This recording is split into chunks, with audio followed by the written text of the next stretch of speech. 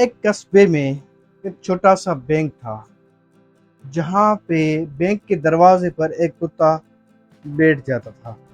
جیسے کوئی گراہک کسٹمر آتا، بینک کا جو ہے وہ جیسے کوئی بھی کلائنٹ آتا، تو وہ ڈاگ جو تھا، وہ کتا جو تھا، وہ اس کسٹمر کا استقبال اپنی دم ہلا کر کرتا تھا۔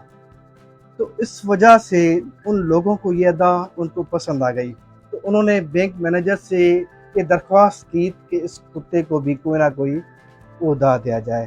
تو بینک مینیجر نے کیا کیا، اس کو گاہک فیسیلیٹیشن آفیسر کا عہدہ دے دیا، اور اس کو کارڈ بھی پہنا دیا، اور اس کا بینک میں اکاؤنٹ بھی کھولا گیا۔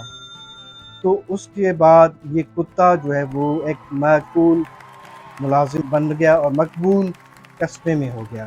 اس کے بعد اس کی وہ ایک جاب بن گئی، اور باقاعدہ وہ اپنا کارڈ پہن کر گیٹ کے دروازے پر بیٹھ جاتا تھا اور اپنی دم ہلاتا رہتا تھا جب بھی کوئی کسٹمر آتا تھا۔